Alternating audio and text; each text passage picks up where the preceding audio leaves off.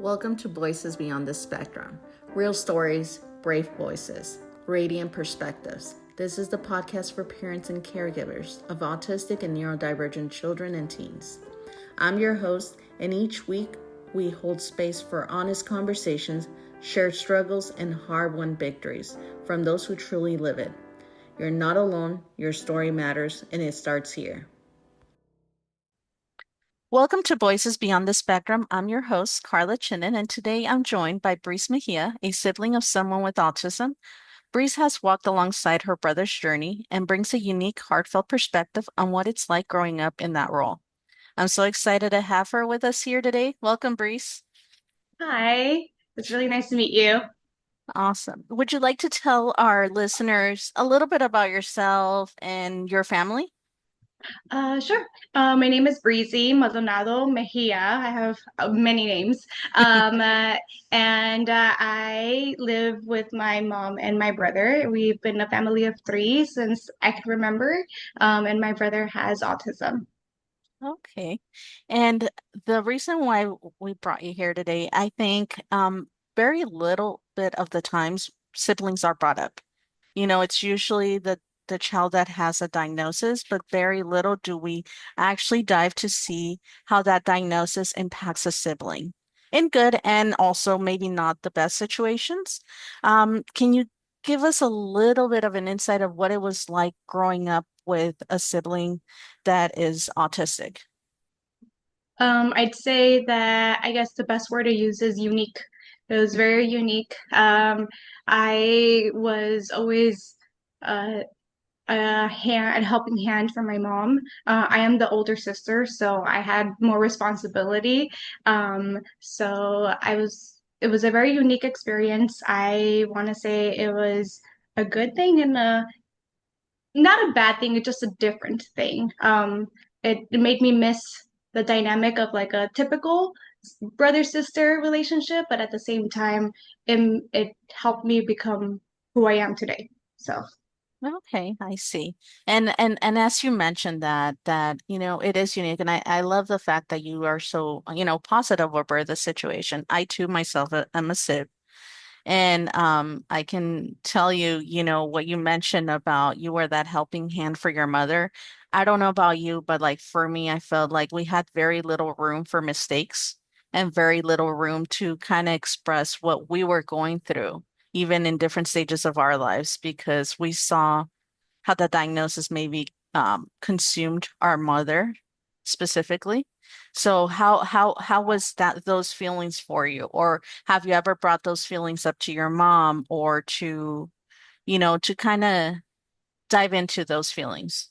Yeah, that's a really good question. I feel like it's a really hard question too, because at least for me specifically, I feel like it's growing up, it was difficult. And although my mom did an amazing job at treating us very similarly, obviously giving us more help in some areas than others, I think that it really it was difficult for me to bring up if things were affecting me. But it didn't really arise until I got older and I really realized how having a brother on the spectrum affects me at the end of the day and what my future would look like.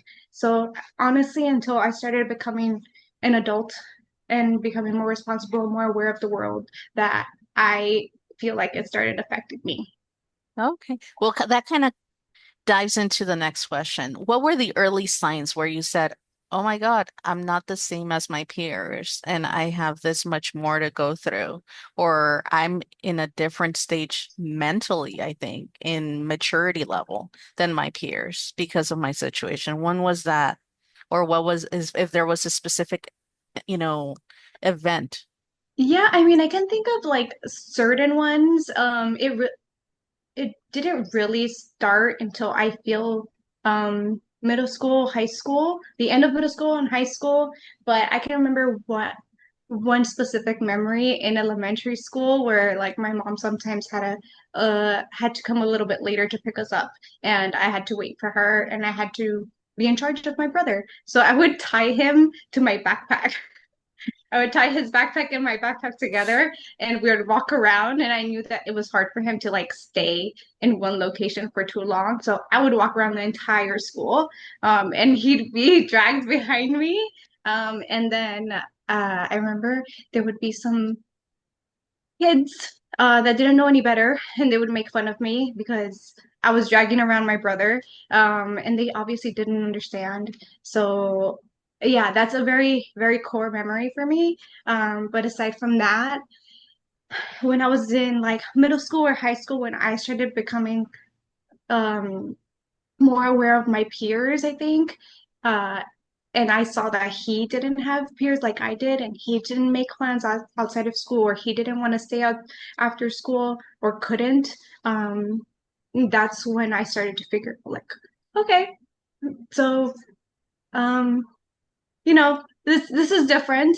And every once in a while, it kind of affected me because we had to go pick him up, or and I if that we didn't go at that specific time, it would mean that he would be left not left alone, but we would get in trouble because he was late or whatever the reasons Mhm. were. I just wasn't able to do what I wanted to do. So, at those points is when I started to kind of like, okay, well, I don't really have a choice. So, Yeah. Okay. And then what differences did you feel? Because I know our parents, like my mother did an amazing job, just like your mother did, and as it is, they were probably going through a lot themselves personally to on top have to figure out how am I going to be like splitting everything 50-50 between these two kids, including yeah. attention and whatever else might the care. But what were some differences you did see? That you would have wished it wouldn't have been the case, or, obviously hindsight, we become the people we become and strong due to that. Right. But Yeah. that doesn't mean it didn't happen. So Right. what were those differences in your opinion? I think it's kind of silly, but when we would go out to eat, he had a very limited menu. So we couldn't just go out and explore, like, hey, let's go try this restaurant this time, because he would only eat chicken nuggets or he would only Mm. eat fries. So we always had to go back to McDonald's, or that was the one place that we could just go have a dinner night out. So I think that's when I really realized, like, oh, okay. Thankfully, I wasn't even that aware too, so it didn't affect too much until I got older, where I became aware, like, oh, there's In and Out, like, let's try that. But we couldn't because he didn't have burgers. And it's kind of funny and silly, but kind of, it didn't. I feel like it prevented me from exploring like my friends did. Like they were coming to school. They said like, "Oh yeah, we had In and Out, or we went out to this restaurant, whatever was popular," and I couldn't go because it was just my mom. So I couldn't go by myself, and it was her taking care of both my brother and I. So we had to stick to what we knew. Okay. Well, I mean, I think it's good to shine light for some people. For you, it might think that it's like insignificant, but honestly, it's not, I don't think it's so much the restaurant, but the fact that you lost certain experiences or opportunities to connect with your peers due to the fact you didn't know otherwise. Yeah, So it's not necessarily insignificant because it might have molded certain relationships you might have had with other peers because you weren't the same, right. as the Yeah, other peers. So I mean, hey, I've been there. yeah, So I know, and I know my daughter now she's the sip. So, we try our best, you know. yeah. It's Um, hard though. You can't just ignore one over the other. Like I was obviously more, excuse me, I was more flexible and I was able to explore the menu at McDonald's. Therefore, I ate everything, but he only stuck to his chicken nuggets. yeah, that's true. Oh my goodness. And then what has been like the best memories you've had with your sibling, growing up that I feel like maybe other siblings have never experienced or had that bond or that connection with their own siblings? Where do you feel that if you're closer or not closer than most pe siblings, where are you at in that? Um, it's I feel all these questions are so difficult because all of our experiences I feel are very different. Hmm. But then again, they're also kind of similar. So I I have very good memories with my brother. Thankfully, he has been able to communicate with me from a very young age. Maybe not very well, but always understood him. Uh, I would wrestle with him. I would jump on the bed with him. I have very specific memories of me like hanging off of the bed and him pretending to save me and or me like going under the bed for whatever reason and him and me yelling for him, "Hey, help me!" And he would come and like pull me out and then we started making that into a game. We would I don't know. We played. We actually played. So it was. I have very good memories of us playing. I mean, I would try and also play into his interests. So he really loves movies. Um, although he would rewind, it wouldn't bother me before. Now it does. Because I don't want to keep watching the same thing. But Yeah. I would rewatch movies with him all the time. So I mean, I feel like we were very close, and also we really didn't have a choice. We just have each other. So How much is the age gap between you guys? I want to say like a couple months. He's 90, I'm 95, almost a year. So I'm 95, he's 96. So Oh, he's okay. on March, he's December. So almost a year. Oh, I don't know, okay. something like a year and something months. I've lost track. Some people have asked if we're twins. Oh, really? Oh. Yeah. Well, for me, it was a 5 year gap, so it's a little bit more of a gap. But yeah, I mean, it's the same difference. Like I have great memories with my brother too. I think like Yeah. one summer we would like get the camera and make these. It was back in the days. I'm dating myself, but like we had a video camera and he would play these. At that time there was a lot of those shows where they would like jump off random Oh, yeah. platforms. And he Yeah. would pretend to do that, and I'm here like videotaping, like I'm Steven Spielberg, and being Little his did you favorite know. fan. Yeah. That was So, probably seeking a lot of sensory stuff there, right? censors, pretty much. So, Yeah. I mean, I have those memories with my brother, and I think like we still to this day talk, and we just like joke around about like only we know what the chaos that happened in our household was, and Right. Yeah. You'd keep you each other's know, secrets. safe. I get it. Yes.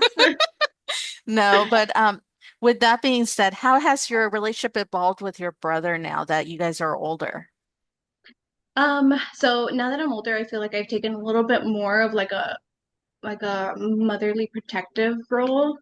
Yes, he's still my brother, and yes, I still joke around with him, and but I obviously like I've I've become a professional at this point, and I have a lot more responsibilities, and unfortunately, he hasn't been able to do that.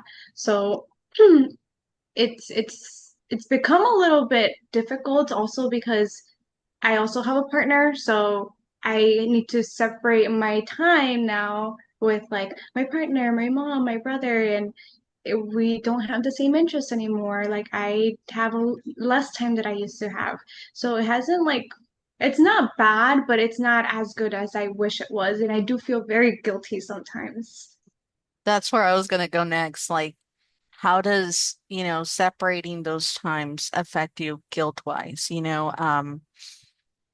and how is your partner understanding of the situation? Because I know that could be a big conversation in your personal life, you Yeah. know, And this is where the especially. tears come because it's very recent. Um, Yeah.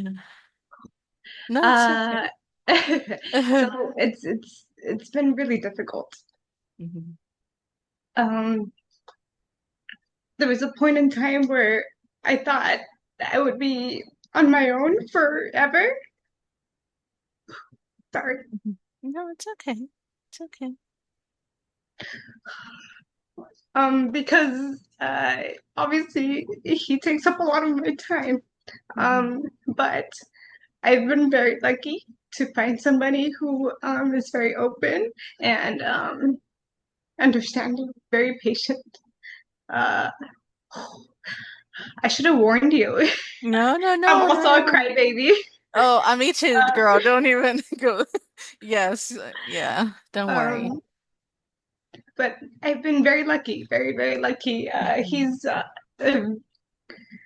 my brother now considers my partner like his brother, so that's amazing. But it is really difficult, especially right now. We're planning a wedding, so I have a Oh, lot to do. congratulations. Thank you. I have a lot to do, and I haven't been able to hang out with him, and I work a lot, so it's hard. It's so hard, but it's doable. And I'm very, very fortunate that my brother is also very understanding. Um, he's very understanding, and he tells me all the time, it's like, no, I understand. It's okay. You need to do what you need to do.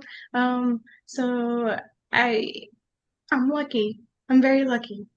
That's good. And I think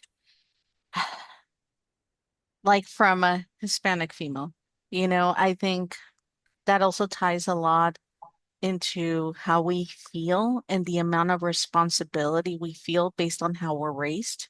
Yeah. I mean, we are raised to be very empathetic, very everyone comes first before we do as people.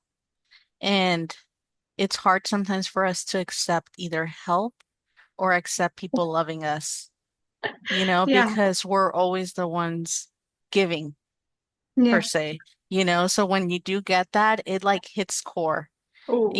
big time. And, tears, like it Yeah. really does hit core. And I think that's part of the healing process, you finally realizing that you are worthy of someone loving you and you are worthy of having time for yourself. That it's great to be a great sister and a great daughter, but it's also great to be great to yourself because you're worthy of it, and for someone to be there to acknowledge that, they're the lucky ones. They're the lucky ones to have someone like you in their life and for them to have found, someone that has that much empathy in them because nowadays it's kind of hard to find, Oh, you know. yes. So, yeah, I mean, the best of luck with the wedding planning. No, Oh thank my you God, how so much. exciting. How exciting. It's And very exciting, very stressful.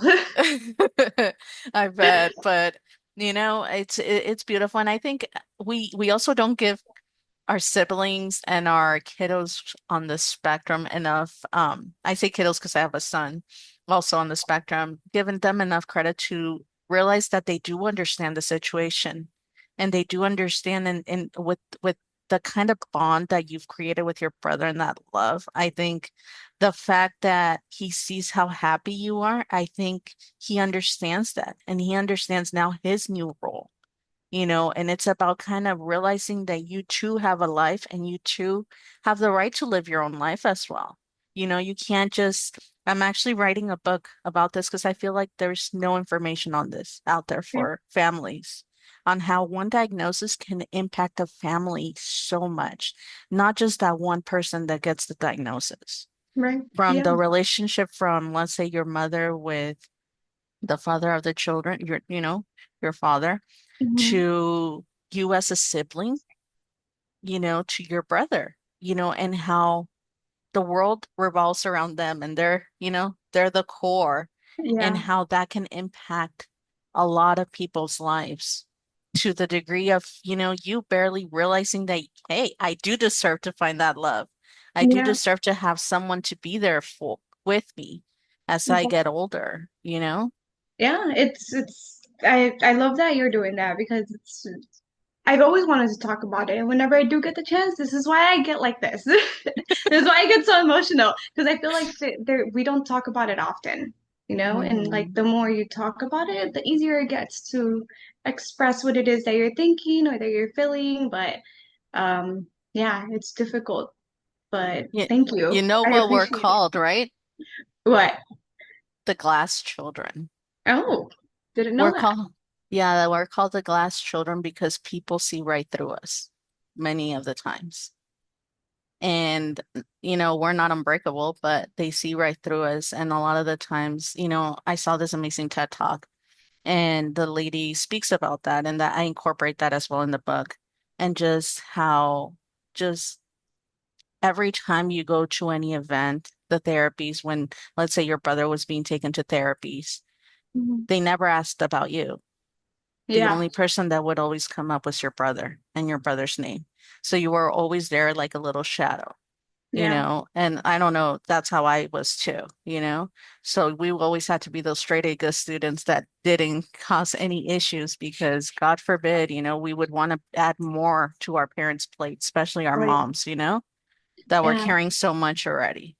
I don't know Um, if, sorry, not to no, cut no, you no, no, off, no, but no, no, that no. kind of brings up like, I feel like because we were kind of left in the shadows, now as an adult, I don't like to be shut, right? Like, if people try to talk over me, oh, I do not appreciate that.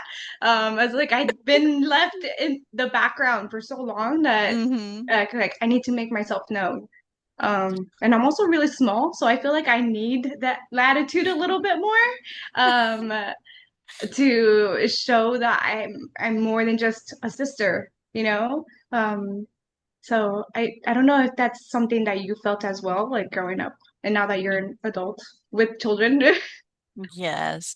I mean, my mom, she tried. It was just a very I had both parents, but my father, typical, he was just a provider for the most part. Like he didn't really provide any moral guidance Right. or Yeah. or emotional support in that end. That's how they were raised, and you thank them for what they do. Right. But my mother, she already had a lot on her plate, and then being from an immigrant family, them learning the language. I'm also like the little interpreter being Oh taken to yeah. all these places, Yeah. and translating documentation, adult Oh yeah. documentation. So we became administrative real quick, in early age. So Definitely. I don't know if you've been in that situation, but I think it's just now I feel like as an adult, like I have a boys, and now I know kind of like certain things that I should continue doing with my children, but certain things that I might want to modify for them because Hmm. now my daughter's in my situation, but I wouldn't want to put that amount of pressure on her. So every time they go to separate schools, I pick her up there. They think she's an only child because you're spoiled, so both kids think like that. They think that they're the only child because I'm really like, but that splits me in like a million pieces to be Yeah. able to make that happen. And I, on the other hand, unlike my mom, have my husband with like very hands-on parent, as well as my own mom now steps in to care also for my son here and there as a grandma. So I do have a lot more support than my mother ever did. So that's why I'm able to do those different activities with my daughter that my mom didn't have the chance to do with me. So you Yeah. just try to break that Takes a village. generational, Yeah. It takes a you know, village. It it definitely does. does. Yeah. It definitely does. So, switching the subject to something a little bit more in regards to how did your brother's diagnosis and just everything that you lived with your brother kind of impacted your choice in careers? It very, very much impacted my choice in careers. A occupational therapist assistant. Um, So that in itself, I work with children all day, every day, with autism, with all sorts of diagnoses. So even before then, I worked with children in many settings. I've been a nanny, I've been a teacher assistant, I've been a para, I've been a camp counselor, I've been uh, I don't know, all of it. I've been all of it, and it's all been inspired by my brother. A lot of the time, I try to get myself involved, or I used to try to get myself involved more with other children that have special needs in general. And I mean, even in school, I used to be like a teacher's aide for my free period for the special Hmm. ed class. I did when I was in college, I did as much research as I could, and I took ASD classes, and I did all these things to try to like help myself be more informed, and so that I could help others in the future. That's amazing, and I mean, talk about silver linings, huh? Yeah, definitely.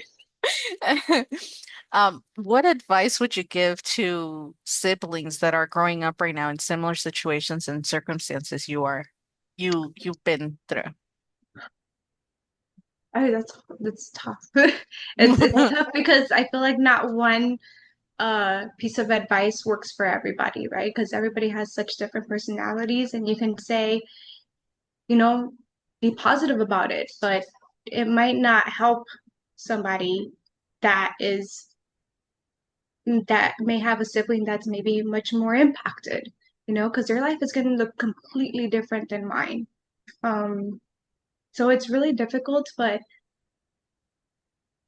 I would say at least like try to take something positive out of it. It's hard, yes, and it will always be hard. Um, but you learn. Yeah.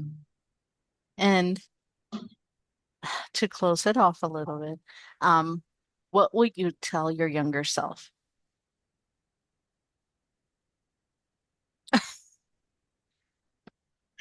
That it's gonna be okay. Mhm. But geez, No, it's um, okay. that it's gonna be okay. That everything's gonna work out, and you are gonna have a happy ending. That's amazing. And just so you know, this really hits home with me, and just what this uh, organization that we have, as well as the podcast we have, really, this is what I love to hear, like the honesty, the truth. Yes, there are a lot of positives of Yeah, having, siblings. I think I wouldn't be as strong as I am now. And I yeah, wouldn't be the mom that I am now to my children if it wasn't for the journeys I've had as a kid, and the lessons per se. yeah. But with that being said, you know, just know that you are worthy of your own. You are seen as a individual, Breeze, and you are not just Uber's sister. Yeah. You are your own, and now I'm so happy to hear that you have found someone that understands the journey because it's not an easy journey and it's not for the faint of heart, you know, but the fact that you just know that you are worthy of everything, and you're, like I mentioned in the past, you're not just a supporting character in a story. You have your own story to tell and you have your own person to be. And it's amazing to be a great sister and a great, daughter. But don't forget yourself along the way as well, you Thank you. know. I appreciate that a lot. Uh, You it hear it often, but it's hard to digest. yeah, it is. And it is. And it takes a while. I mean, I think honestly, who has taught me is also my significant other. I was blessed to have now a great husband and a good partner, not just a husband, but a partner, because you need a partner in this, you know, and just for him to have the same level of empathy, but at the same time, for me, for him to kind of put that mirror in my face and to say, not only what I'm not doing good, because a lot of the times that's the only mirror we see about of Right. ourselves, like where we could be better, what can we be doing more, how can we split ourselves in like 10 more pieces, Yeah. but also like, hey, you're doing this great.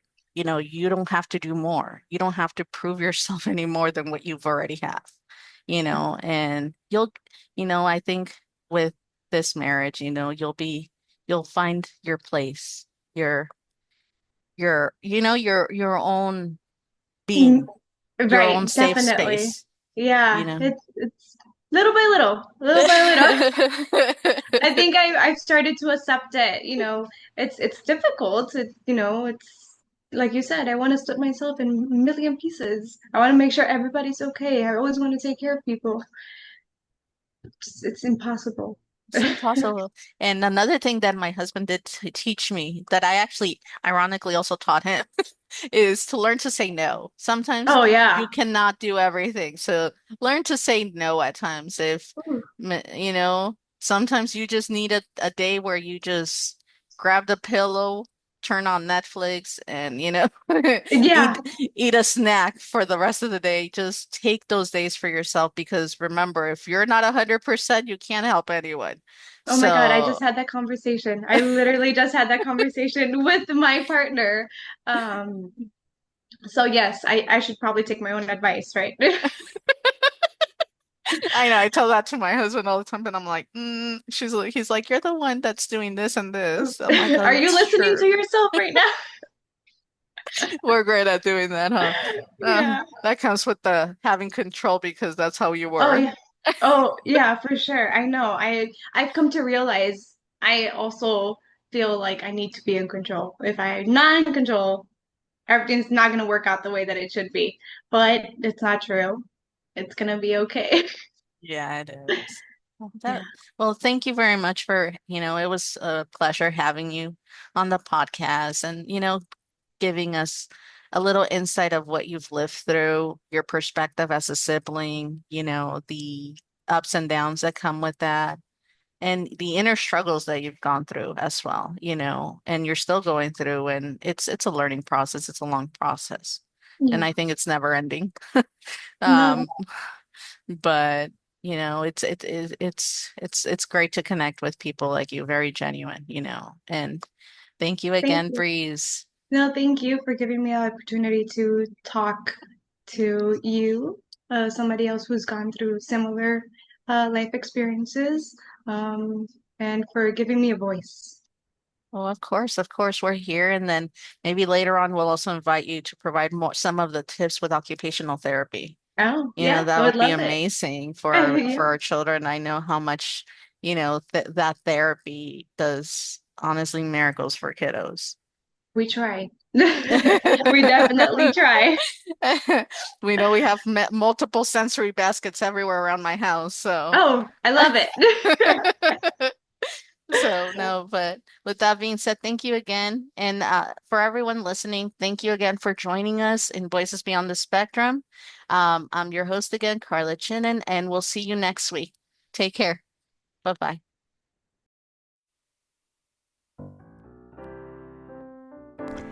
Thank you for listening to Voices Beyond the Spectrum. A special thanks to our guest, Breese Maldonado, an occupational therapist assistant and a sibling to Uber Maldonado, who shared his story in previous episode. Music by Brad Kaloof, piano by Sophia and Brad Kaloof.